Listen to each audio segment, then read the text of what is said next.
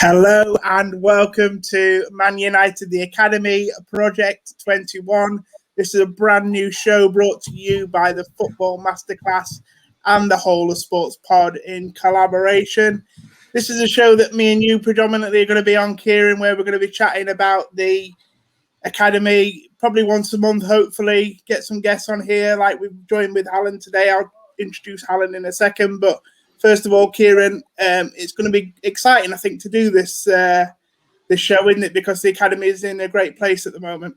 Yeah, absolutely. The Academy is in a real good place. I think there's a lot of interest, especially we were mentioning off air just there, that a lot of people are interested because of obviously Diallo coming in. I think it started with Facundo Palestri as well at the start of the season. So yeah, it's more interest in it is good because, again, you get more people talking about some of these players that deserve a lot of credit. Yeah, and Alan, same question to you, really. I suppose you're really excited about the Academy at the moment and how well it's thriving.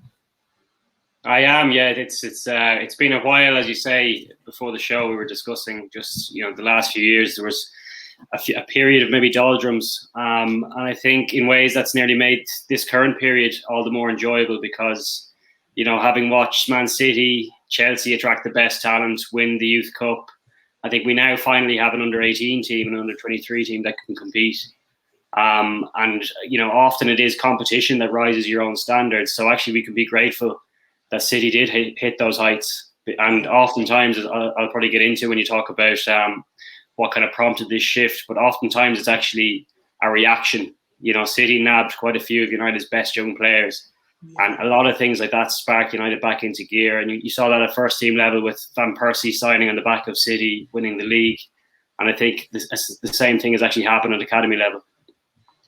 Yeah, I think that's a fantastic point you make, actually, Alan. I've not really thought about that, but obviously Man City have invested so heavily in their academy, and they are bearing some of the fruits now, obviously, with the likes of Phil Foden and other players that are coming through that academy. And it's a shame that United had to react to that, but at the same time, at least they are now, and obviously, hopefully, in the next 2 or 3 years, United will bear the fruit. And you could argue, actually, over time in history, United have probably a better track record at giving young players a chance when they are ready as well. So if we can create some wonder kids in the near future, that I'm sure they'll get their opportunity at Old Trafford. But look, Ciaran, I'm going to come to you first and just say that, look, we've had a little chat there about just how well it is doing at the moment. But, I think sometimes people can look at 1 or 2 players and think, oh, they're amazing, and that just means you've got a great academy.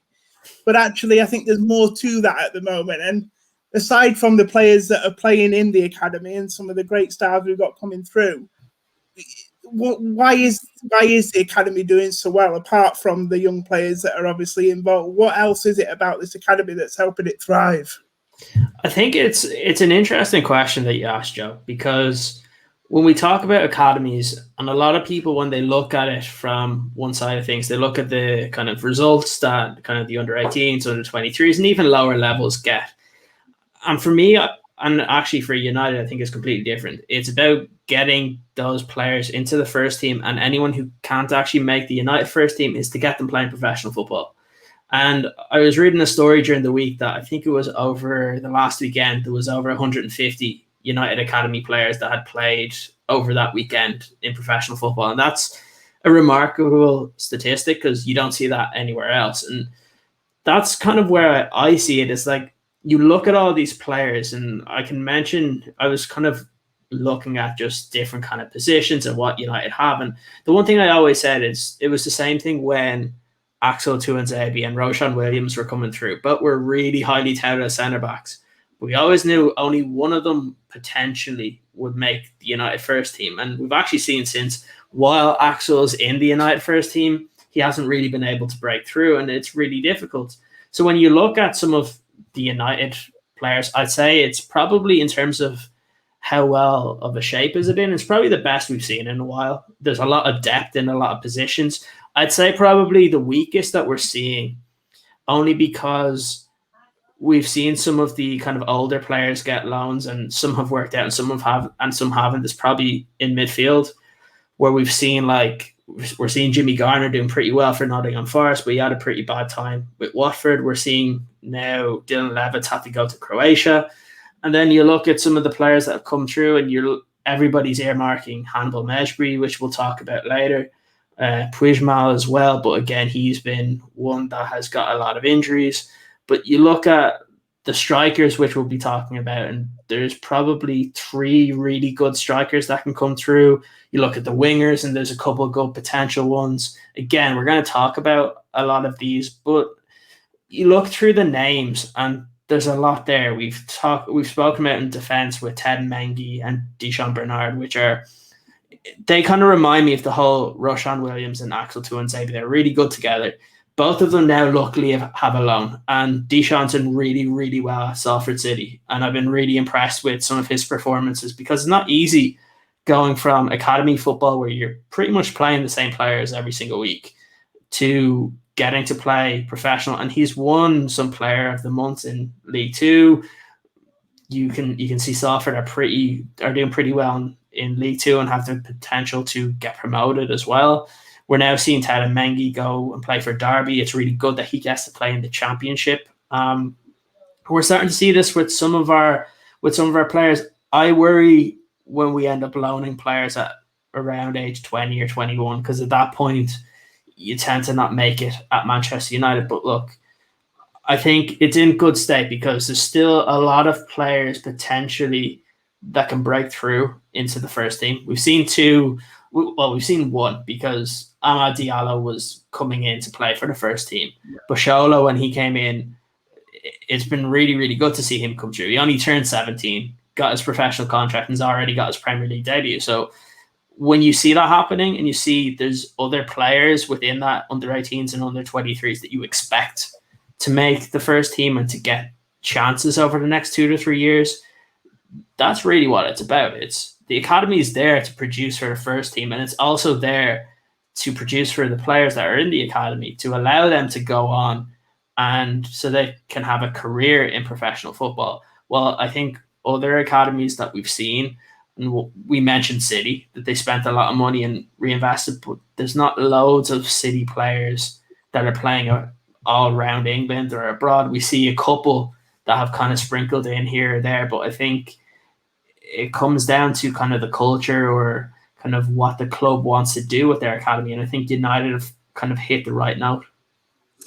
Yeah, no, fantastic points. I tend to agree. But Alan, what I want to touch on with you is, obviously we know that we've got a special bunch of kids on our hand here, it seems, in the academy. But in terms of its resurgence in the last couple of years and where it's at the moment, I want to sort of move away from the players and just look at, has there been a change of structure maybe from the top down, in terms of looking at the people who are running the academy nowadays, the people who are involved in the coaching setup as well? How much credit has to go to those guys as much as obviously the players are doing well? Yeah, I think that there's 2 points there. I think success sometimes can breed some kind of complacency, and competition can breed then the opposite. You know, it sparks you into action. I think we saw that because up until, you know, you saw back, if you stretch it back to the 90s, obviously Ferguson came in, he saw that there was an opportunity to, you know, he really needed to rebuild from the ground up. So we really identified academies, scouted at that level, got the best young players in the country, and they had great success. But then from the year 2000 onwards, I suppose that success bred that kind of complacency. Abramovich came in, and the investment that they pumped into youth was on a different scale. Yeah. So Chelsea then went on to have obviously a number of successful sides, but as Ciaran points out, it's one thing having a successful team, it's another thing actually bringing those players through. And I would say United actually probably brought more players through in the following 10 years. However, what's happened since is Man City have then kind of upped the stakes even more. And now you go, and where maybe 20 years ago or 30 years ago when Ferguson came in, where United were the obvious choice for players to join, that's not the case anymore. You have Man City who are offering players a scholarship into the best private school in the Northwest. Chelsea obviously pay very, very well. Liverpool have recruited very well on academy level. They've beat United to 3 young players recently. So it's the competition is greater, but what that has led to, as I say, has been this spark into action. I think the biggest turning point, really, and Ed Woodward deserves a lot of credit for this, was in about 2013, 2014. I think Man City deserve a lot of credit as well, even if they didn't realise it at the time. But they were leaking a lot of information. They were nabbing a lot of United kids. They were leaking a lot of information about their under-7s winning 9-0 and so on and so forth. And there was an article by James Ducker. I don't know if either of you read it, but it was entitled Man City Academy Stumbles Across Mind-Blowing Talent. And the article focused on a 13-year-old that Man City had signed from United, James McAtee. And the article compared him to Ryan Giggs. They were saying how, scouts once in a generation stumble across some kind of gold mine, effectively, implying that this kid is going to be the next best thing.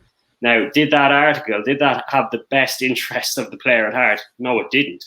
It was basically sticking the knife into United because A, they took the player from him, and B, they were trying to rub it in. And to be fair, there was lots of points in the article. I had been watching Jadon Sancho's age group at the time. Sancho was still at City, and he was on the same youth team as Phil Foden and Ian Poveda and a few others. It was a really good team. And they touched on how good that team was, which is fair enough. But they also they talked up some other players.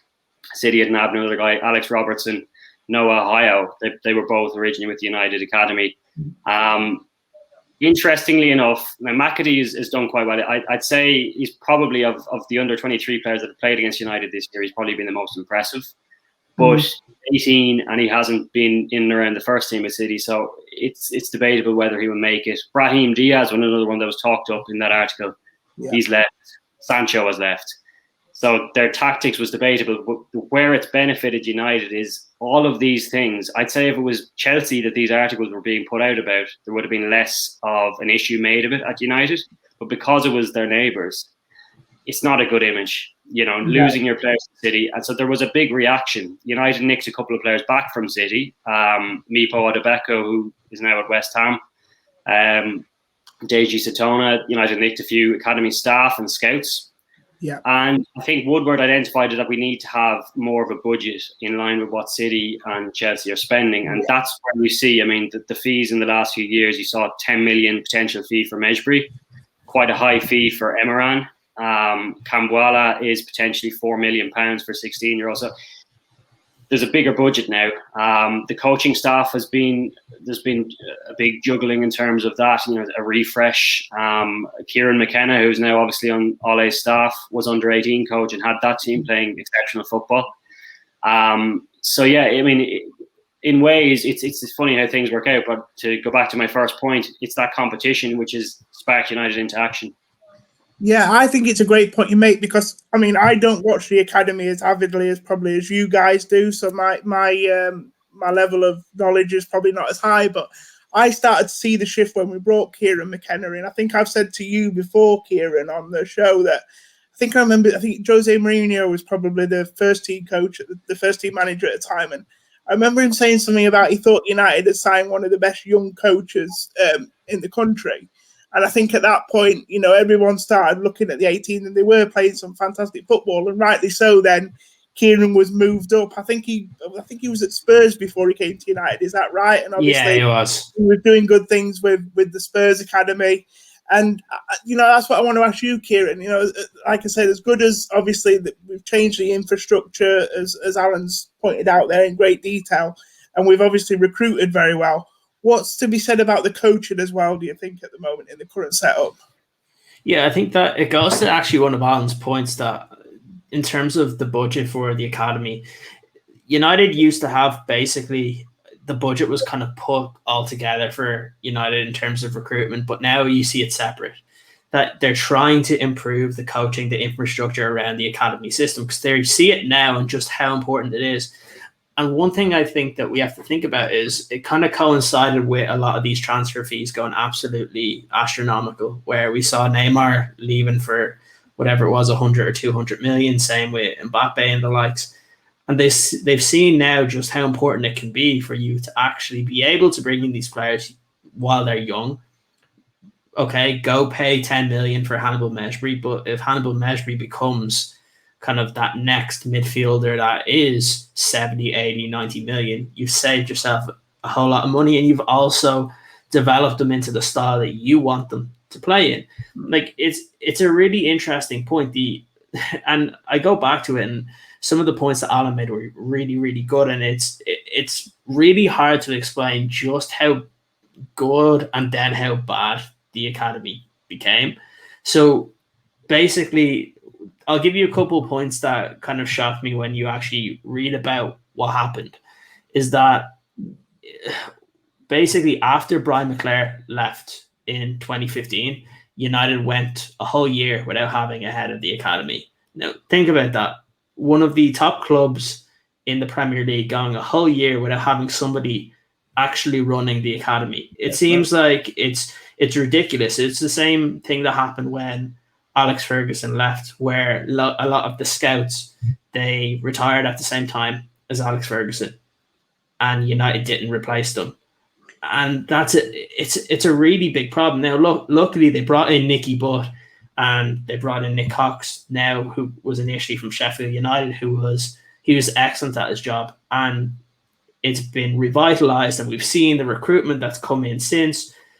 But I think one of the things that really goes in with what Alan said, that whole point about Manchester City, the biggest kick in the teeth is when one of your former players, when their sons go to Manchester City and they don't go to Manchester United.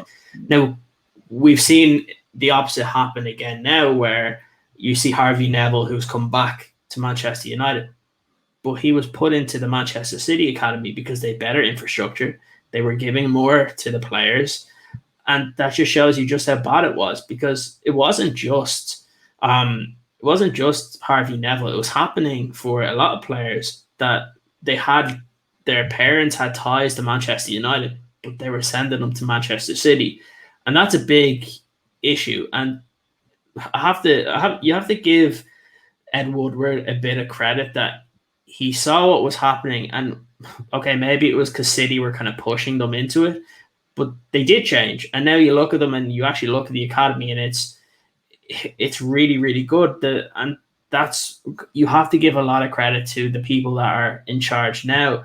You look at it now, they're kind of one of the higher teams when you look at their recruitment model, because you can look at Hannibal Mejbri from Monaco, and the likes of Arsenal, Liverpool, Barcelona were all interested in him. You had Dylan Hugill from Ajax. Again, a lot of people were interested in him. And we saw it with this summer, like the biggest one, and I think a lot of people don't realize it, is with Joe Hugill, is that it was very close that he was going to go to Tottenham. It was really close. But the allure of Manchester United was able to actually get the deal done. And the way he's playing, 300,000, because he was basically he was getting to the age where they had to offer him a professional contract. It's an absolute bargain, because I think anybody watching him can say he should definitely be making into the first team squad. I think if we were in a normal world, I would have said that when we went on our tour, which we'd normally do in the summer, he would have been a player that probably would have got brought on. With COVID, you don't know. It's probably a little bit later. You even have to just look at Charlie McNeill, who left United, where he was great for the United Academy when he's really young, goes to City, and I know there's the story of him scoring the 600 goals. That might be a little bit like Pele scoring all the goals that he scored, but it's one of those that he's now come back, and you've seen the type of striker that he is as well. And it just shows that if you take your mind off the ball for a couple of years, it can be disastrous, where we've seen City come through with. Look, City were able to get Jadon Sancho from Watford. Now, if they were a little bit smarter in how they dealt with Jadon Sancho when he was ready to play in the first team, look at the player they would have had right now. Yeah. And we've seen him with Phil Foden. Luckily, he wanted to stick it out with Manchester City. He did, and they're kind of reaping the benefits there. But it shows just how important it is that the structure in your academy is correct, and also their recruitment is correct. Yeah, no, it's a fantastic point. And I think everything about football is about timing, isn't it? And obviously, City did miss the boat with Sancho because, you look at that position now, and if they'd have given him the opportunities that Dortmund had given him, which they could have really, City, with the wealth of options that they've got, there's no real excuse for not giving Sancho more games and stuff when he was younger, because if it doesn't work out, they'd always have options on the bench to replace him anyway, wouldn't they? So, it does surprise me, but I think that's another great point you make as well earlier, Ciaran, that we didn't have a pre-season tour this year. We know a lot of these guys would have gone on that tour. That would have meant that Ollie would have had more chance to sort of work with some of these boys. And you could argue we might have seen some of them in the squads even earlier than what we have. And, that's what I want to move on to now. And I want to sort of move on to look at some of the young players that are in the academy and that are around the first team. And obviously, in the last week or so, we've seen... Ahmed obviously made his debut on Thursday in the Europa League. I won't talk too much about Ahmed because, like Ciaran said, he was bought more to be a first-team player anyway. But obviously, on Sunday, we saw Shola Shoretire. I think I'm pronouncing it right. I've seen about 3 different pronunciations of his name, so I hope I'm getting it right. Shoretire is what I'm going to go with. And first of all, I think what I want to ask you, Alan, is obviously someone who follows the academy. Did you think that Shola would probably be the first to make that sort of step up, that path into the first team? I mean, I'm looking here, he's played 16 games, scored 6 goals, 3 assists. And to be fair, there are other players who have played in the under-23s this season with similar stats. But obviously, Shola was the one that United have decided to move up first. First of all, first question to you is, are you surprised that Shola is the first from that academy to make his debut in the first team? I was, to be honest. I don't think he's ready. Right. I think he was given his debut probably more as recognition. The game was up. Recognition that the club believe in him, similar to Angel Gomez being given his debut at 16. Obviously, it didn't ultimately work out for Gomez, but the club obviously believes in him. Gomez, similar to Shoretire, wasn't physically ready, hadn't built up enough games probably at under 23 level. For me, a player who has to be, or who is ready for first team football, is one who is dominating under 23 matches. And I think Shoretire, the early part of the season, struggled a bit at under 23 level, which is normal because he was 16 for the bulk of the season. He only recently turned 17. Now, a couple of his games recently, he's been very, very good. I think he was probably United's best player in their last 2 games.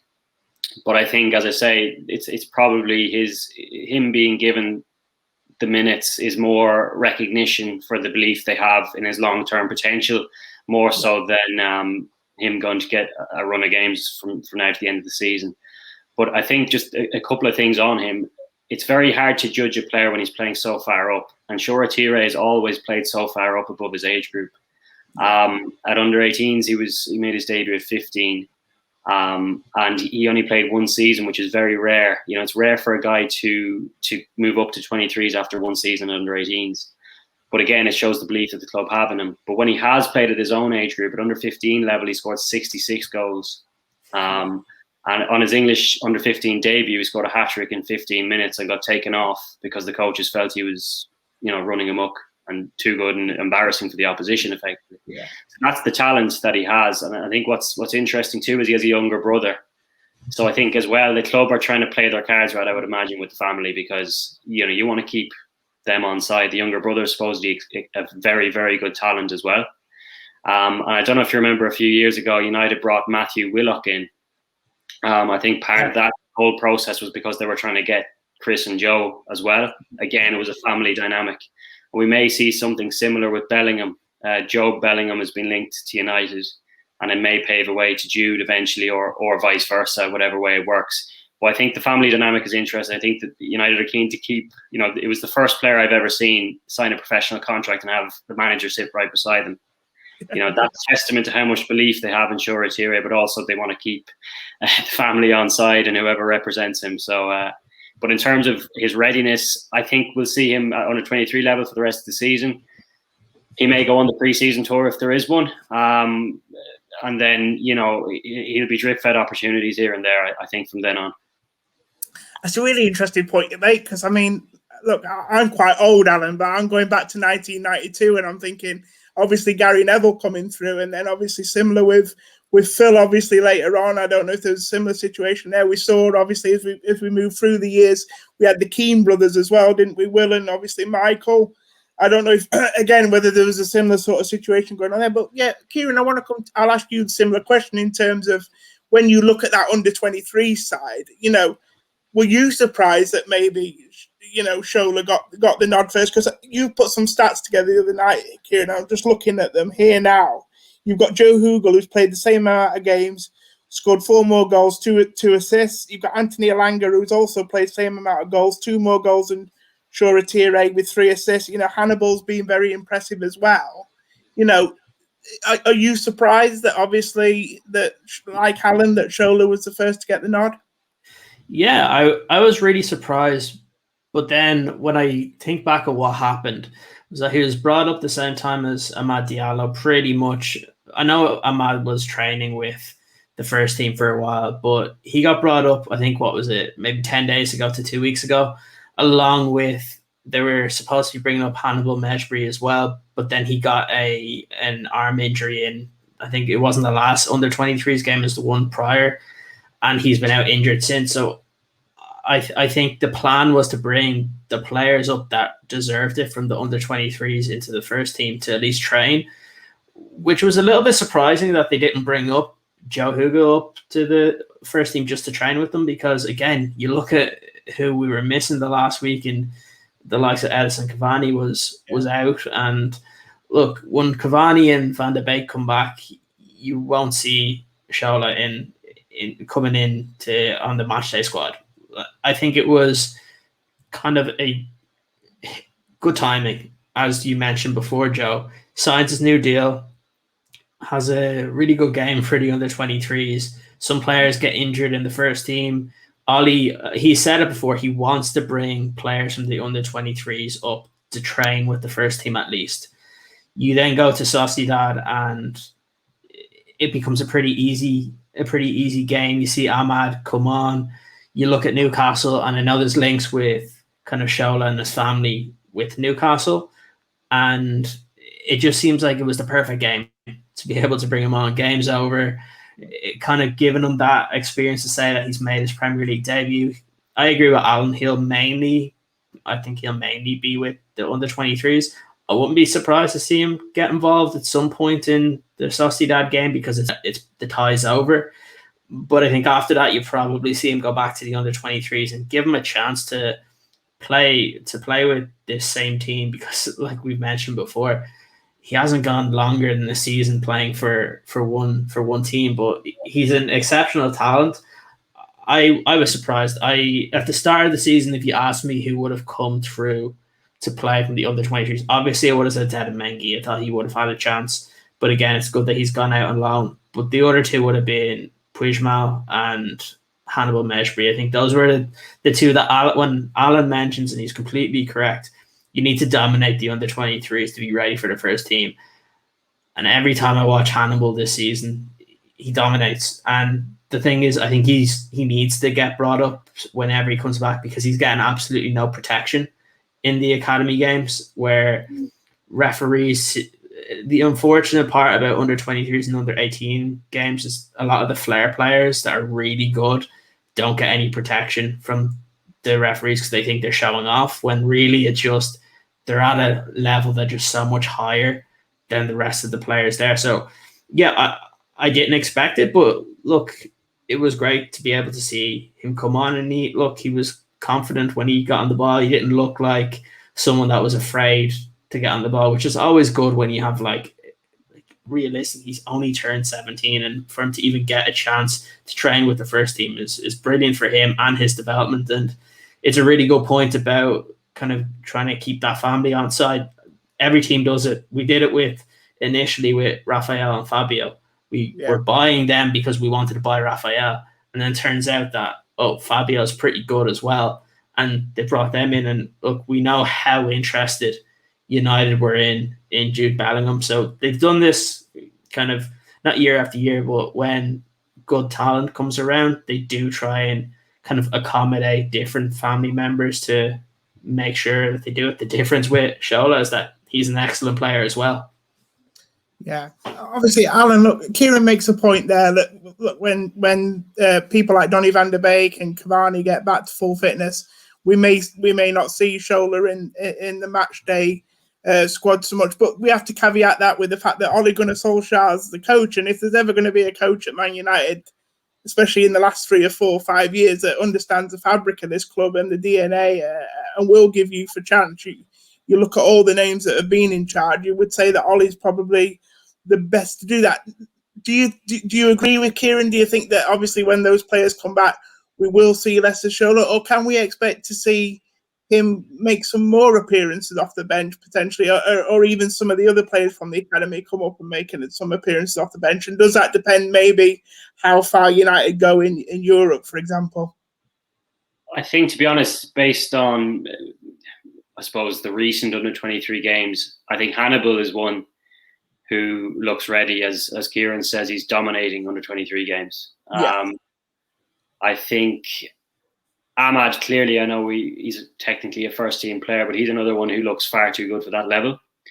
But I think, given the situation we're in with, obviously a number of titles to compete for, players to come back from injuries, I can't see too much more happening unless we draw someone in the Europa League like Lask or of that caliber, where we have an opportunity to blood a few guys. Hannibal would be the obvious candidate. I don't think Hugill will be picked just yet, just because of his age. And I think, obviously, Shoretire getting his debut might defy that, but I just think it probably wouldn't be best to give a number of guys just turning 17 their debut, because it might get to their head.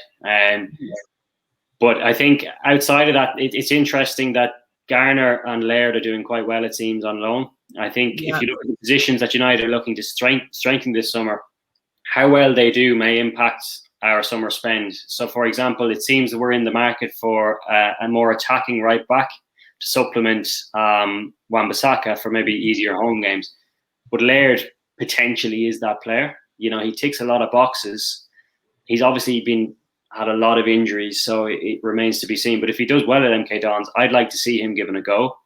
If the alternatives are as they are, which they don't seem to be, it's the likes of Trippier who's linked. Max Harrens, I think, is another name. But are you talking 35 million? It's a lot of money. Like you say, Alan, you've already got it there ready-made in your academy, isn't it? Well, I'd like to see him given a chance at least. Even if he's given the first 6 months or whatever. January is another transfer window that we, if we need to do that. Same with Jimmy Garner. It's a position that United probably look to strengthen. I heard earlier that Rice there's some quote going around, I don't know, 100 million. If you look at Rice's trajectory and Garner's trajectory, if Garner is given the same opportunities, there's nothing to say that he won't be a better player. And he seems to be doing very well. I have a couple of good mates who are Forest fans, and they're saying he's the business. What's key with he's actually been played in the holding role, whereas at Watford he seems to be played more advanced, and there was different systems. Obviously, a couple of coaches came and went, but he seems to be doing very well. So depending, I'd like to see both those players given a chance. A lot will depend on how Ole sees McTominay, whether he sees him potentially as a future 6 or whether he feels Matic has another season in him. But if the other options aren't overwhelmingly better, I'd like to see Garner given a chance. I think Garner and Laird are the two that I'd have my eye on in terms of breaking into the first team for next season. No, absolutely spot on. And look, as much as we're talking today about the young players that are in the academy at the moment, the ones breaking into the first team, let's not forget all that talent that is out on loan at the moment, isn't there? Yeah. Tendon Mengi, Ethan Laird, Jimmy Garner. And I suppose we'll probably touch on those on the next show, Ciaran, when we do the second show. Yeah, absolutely. We'll probably do like a loan report show where we'll look at how those guys have been doing on loan and sort of looking at the positions they're playing and how that might mirror United. Now, what I want to do now is, Ciaran, I want to move on to the striker situation, because obviously, look, someone who just sort of follows the scores and doesn't always watch the game, I seem to see United under-23s winning 6-3 each week, 4-2, and I'm seeing Hugill getting hat tricks and scoring 4 goals, and I'm seeing Charlie McCann in the under-18 scoring. It's plenty of goals, you know what I mean? It's crazy. Like, when you just look at the scores, they seem to be scoring plenty of goals every week. But I want to sort of dig more into the fact about sort of the type of strikers that they are, Ciaran. And if you look at the type of strikers that they are, which you'll tell us more about, and how that sort of, if they are going to progress into the first team, are they the type of strikers that Ollie will want to use? If you compare them to the likes of Rashford, Martial, Cavani, do they have similar sort of traits? Yeah, they're interesting. So the two players that I'll talk about are probably Joe Hugill, and you probably look at Charlie McNeill as well. He's mainly played in the under-18s. But look, we've mentioned a couple of things about Joe already, and the fact that where he came in, but he's played for both the under-18s and the under-23s, and the fact that he was already brought into the under-23s so early. I think he's played overall 20 games and has 16 goals. Look, the main thing about him is that he's a natural goal scorer, that he can score in so many different ways, and that he's composed. The one thing we spoke about recently on the show, Joe, is a striker having different ways to score. And it's not the same finish every single time. And that's what I see with Joe, is that there's so many different ways that he scores goals. Now, in terms of, like, I had a guy on when I was talking about Joe initially when he came through from the Sunderland Academy, and he actually wasn't the main target for Man United. It was Logan Pye, who they've also brought in, one of the defenders. But Joe was one of those kind of afterthoughts, but then a lot of teams came in for him, and you just look at kind of that Sunderland Academy, and you look at the kid Josh Maja from Fulham, who's had a really good couple of weeks, and Joe's kind of been at that level where everybody knew that he would be good enough to make it. The two traits that you look at is, I like his strength and I like his finishing. They're the two main ones. It's every time I see him get a chance to score, he tends to score. And that's what you want to see at that level, especially like Alan said, he's also only turned 17, so he's very young.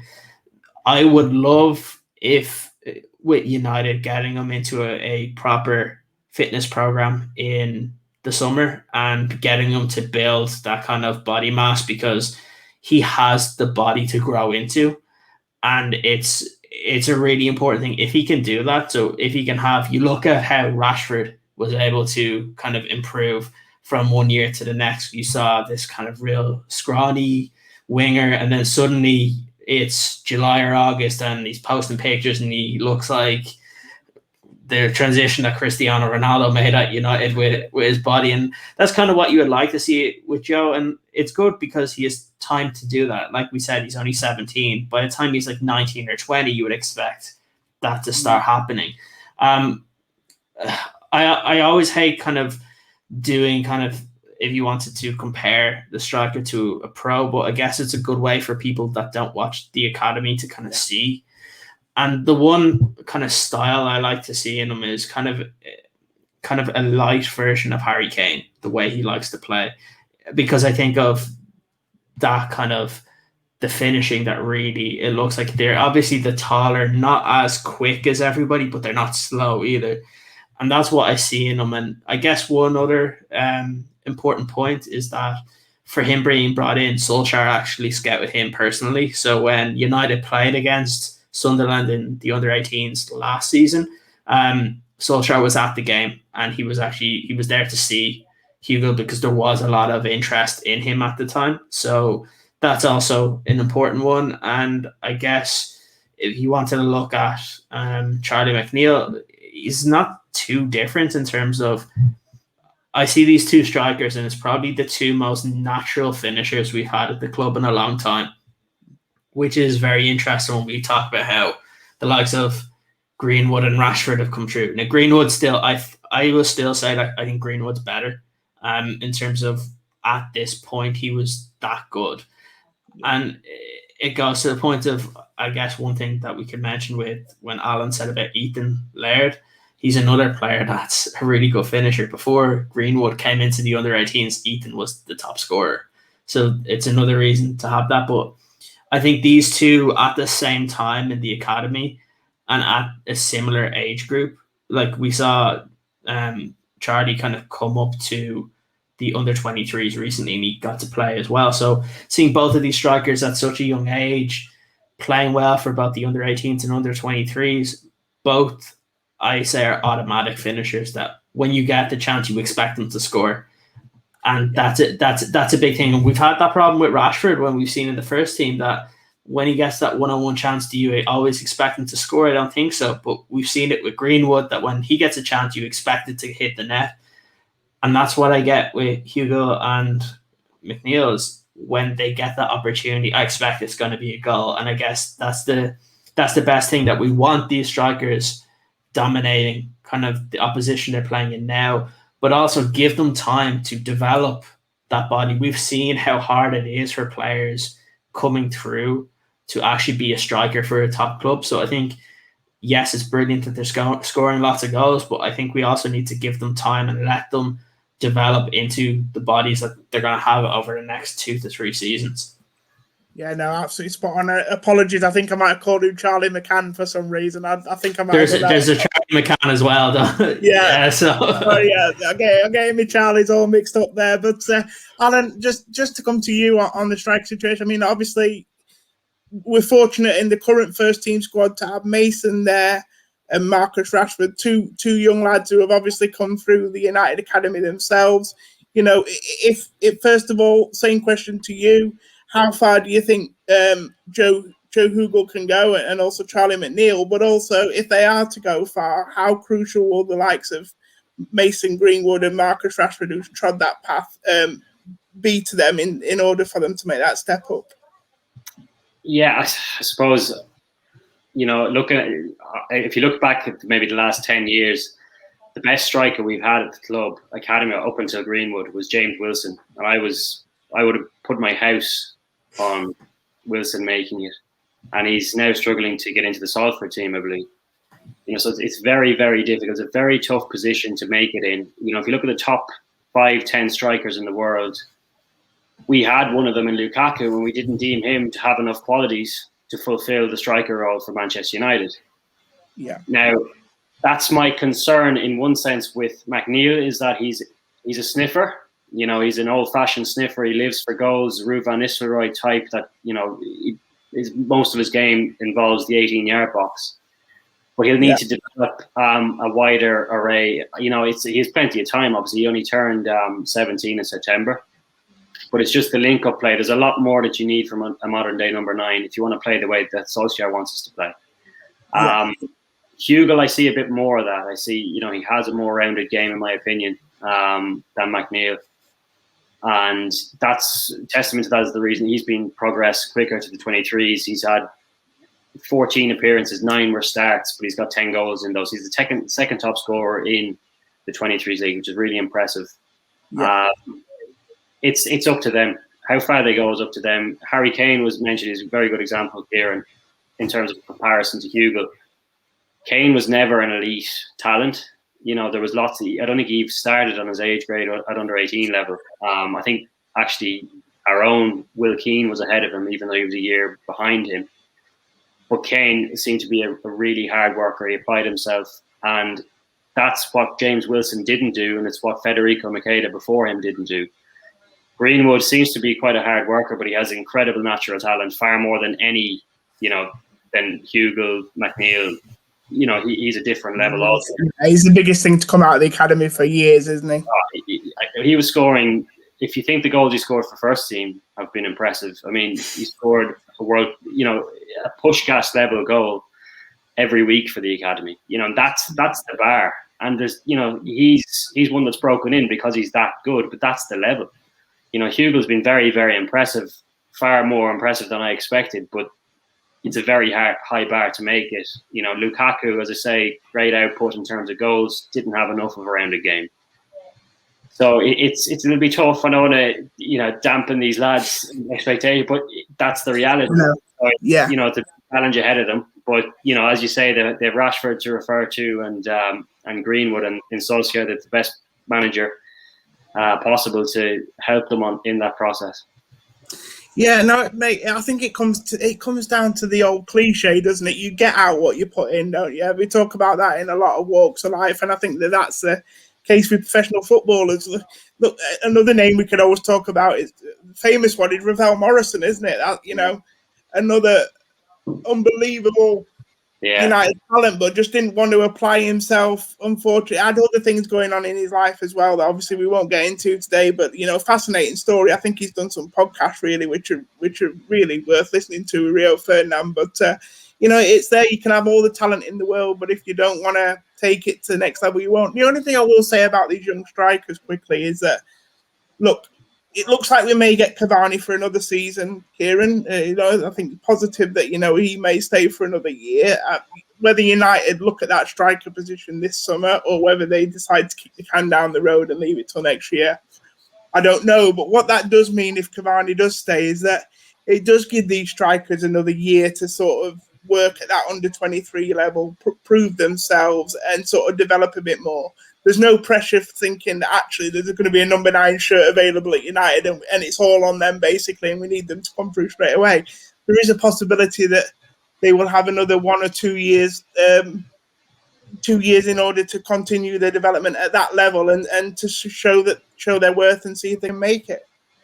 Yeah, it's a tough one because one of the things that Alan said there that it really kind of resonates with me is that there's such a high level. You look at the player that Solskjaer wanted to bring in, and it was Erling Haaland, who he worked with, but he was a freak at a very young age, very much like we talk about Mason, that you just knew that he was going to be. Like, if you saw Mason in any other league but the Premier League, I can guarantee you the amount of goals that he'd have already is ridiculous. The fact that he got the amount of goals last season that he did, it just shows you just how good he is.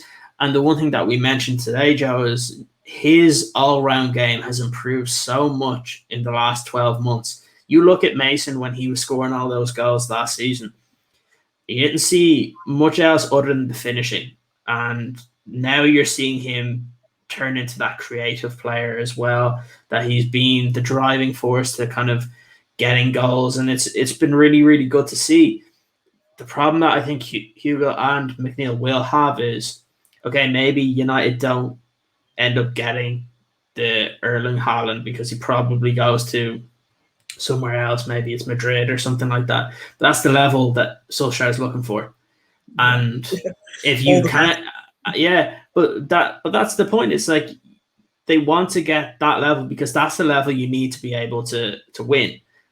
And these players, it's a really good point that if Cavani's the main striker next season, they have a season to impress, to try and break through and play maybe in the EFL Cup, or look, like Alan said, that let's say things don't go well next season and we unfortunately play in a Europa League, or maybe we get a Champions League where one of the teams in our group is one of the poorer teams in the competition.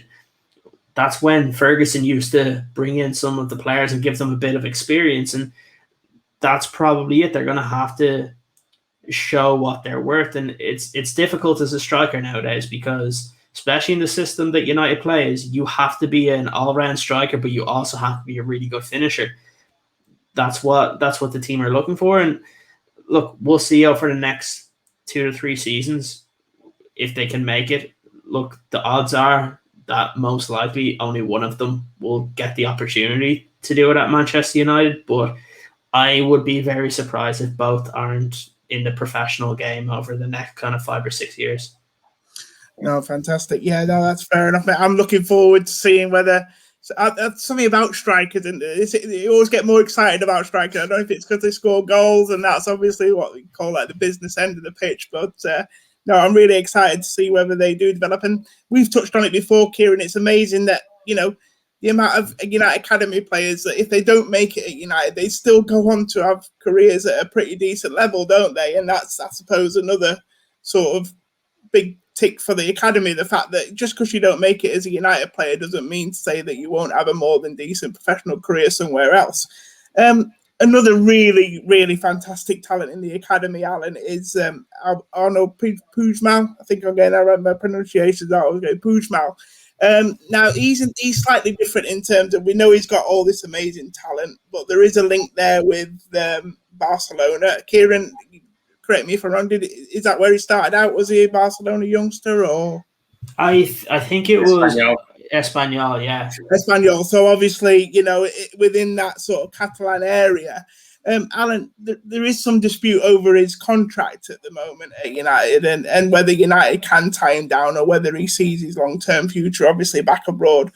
What do you know anything about this at the moment? Are you following this? What do you think the odds are of him staying at United? And just tell us a little bit about his talent. To be honest, I don't want to be. I've just put a dampener on the strikers. I don't want to put a dampener on this guy as well. No, go for it. Yeah. I think Hugill is a fantastic talent in case he comes back to bite me in the posterior. We'll clip it up, mate. Don't worry. Soundbite. Yeah. But if Puigmal, to be honest, I don't know if Puigmal has enough to make it at United. That's my personal opinion. I've been wrong many times before. I've seen a lot better midfielders come through who haven't, and I think of the midfield crop, the one I'd be looking at that's currently in the 23s, I think that has maybe shown more to me in terms of, I suppose, where we need as well is Galbraith. I think he's impressed a lot. Yeah. And obviously, hopefully Garner does well on loan. Yeah. In terms of what Puigmal is, and again, I don't want to put it, and who am I to say, but he kind of came with the billing as a box-to-box midfielder, but he kind of doesn't have the physique to really fulfill that, I don't think, at Premier League level. And he kind of was shoehorned in at right back or right wing back for a lot of matches this season. Maybe testament to that, kind of, they didn't see, I suppose, when you compare to, say, Mejbri, who does have the physical and, the fight and everything to be that box-to-box player. So the question mark over Puigmal is, what position will he end up? I'm not so sure what it will be. I don't think he has a physical capacity to be a box-to-box midfielder, personally. Right back, I think Laird's a far better talent, personally. So that's just, for me, I don't see him cracking either of those positions at United. Now, he might at Barcelona or elsewhere, and I might be proven very wrong, but that's just my opinion. Yeah, Ciaran, I know on shows and in the group chat you've talked about the contract situation a little bit. What's going on here, Ciaran? Does he not feel like he has a future at United? Is it a situation like Gomez where he probably feels he's not getting paid enough, or is it just a simple fact that he wants to go home, do you think? It's a tough one. I don't think it's financial. That's one case, because look, United have always paid young talent that they believe in. Problem is, and this is a multi-layered discussion, because one, he's gone injured at really inopportune times. So right now he's injured when we're also seeing a lot of injuries in the first team, and during a time where we're playing Real Sociedad, where the game's pretty much over, and you could have seen some players like you've seen just yesterday. I think Ethan Galbraith was added to the Europa League squad, so you probably see him go over as well, and he might be on the bench, or he might get a couple minutes. And also, look, we mentioned it before, Jimmy Garner. He'll be the first one to be given that opportunity, I think, because he's earned it both last year at the academy level, but also he's played in the Championship pretty much the whole season, other than when Watford changed their managers. You have Dylan Levitt, who I'm not completely convinced by, because I tend to think if you're going to Croatia to try and get game time, it's a red flag. Great passer, the ball, has played well with Jimmy Garner, but again, you have to wonder. Ethan he's been one that's been, he's played internationally as well, so you have to put that into perspective. For Puigmal, it's one of those that I agree with Alan to a certain extent, where I don't feel like he has a specific position. He reminds me as like that positionless midfielder in the type of, when you look at Juan Mata, where you don't say he's a right winger, he's not really a central midfielder, doesn't really play as an attacking midfielder, and that's what I see Puigmal as. The problem is that there are a lot of Spanish teams that would like to bring him back, because creative wise, he's really good dead ball, which is important, especially in Spain. And I feel like there probably is an element that maybe he wants to go home. And the fact that Barcelona come calling, if Barcelona come calling, do I think he makes the Barcelona first team? Probably not. But it wouldn't shock me to see him play in La Liga, because I've seen other United players play in I know that largely Ramazani went over to, I think it's Almeria, and he's been playing well. It's not the first division in La Liga. He's gotten to play and he's played quite well. And I would think more highly of Puigmal than I did with Ramazani, even though United wanted to keep him. So it's a real tricky situation because do I think United would like to get a contract done with him? Yeah. I don't think it's a problem of them not wanting to do it. I just think that there are other teams interested, and I don't think, we mentioned it before in the podcast here, I don't think he's at that level where he's absolutely dominating under 23s. He's a good player, but the problem is when you don't have a specific position and you're not the main player and the main guy in your under 23 team, most likely you're not going to make it at Manchester United. We've seen other players leave and have had better careers than players that came up through United and then left afterwards. So he's going to be a real interesting, I think, case study over the next kind of 3 to 4 years to see what he does. No, yeah, interesting. We're coming towards the end of the show, but I don't want to end without talking about a player that you guys have mentioned so much so far. And obviously, I think gathering from what you're both saying, he's probably the one you're most excited about, and that's Hannibal Mejbri. Obviously, a lad that's come over from France. Alan, I'll come to you first of all. Look, you look at Mejbri and what he has now. I know he will develop and he will probably become a completely different player as he gets older. But if you look at what he is now, does he offer United something if he continues in this way? Would he offer United something that they don't already have in the first team? And is that one of the reasons why you can see him sort of coming through, or is he very similar to some of the players that we already have, do you think? I think where Mejbri could be interesting is in the role Pogba was nearly playing, in kind of having that second creative player, but more as a box-to-box, as a number 8. I think he would supplement Bruno. We've clearly missed Pogba the last few games. We're reverting to playing 2 more defensive-minded midfield players. And I think Mejbri can kind of help rebalance that if Pogba was to leave or if he was out injured. He can play as a 10 as well, but he's all action. I think to get the best out of him, you play him as a box-to-box. Yeah. And I think what's interesting is the way we currently set up at first team level is kind of an unstructured attack.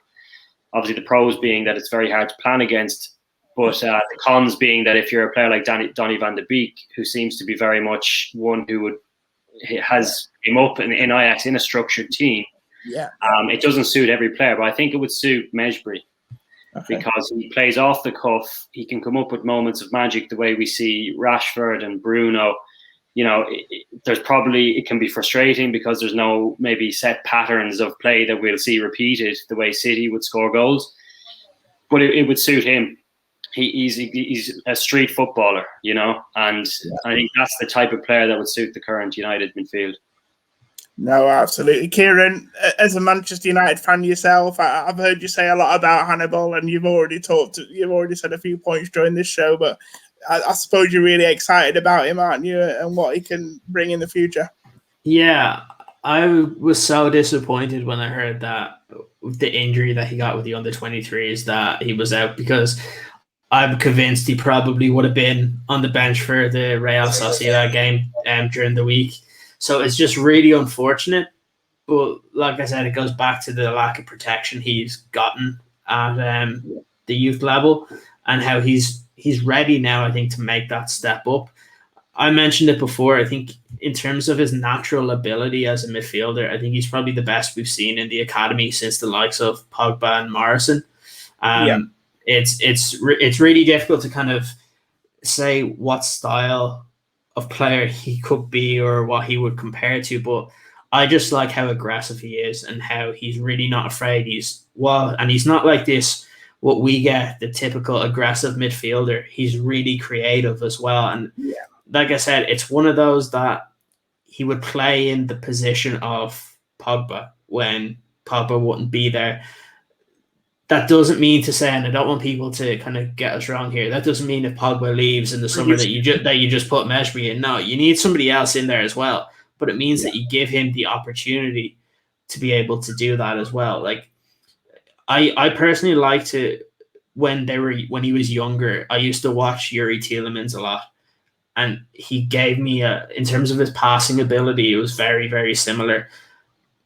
but he's one of those that I think he has a really good chance to make it and stick with the first team. He's that good, and he seems to have the right mentality.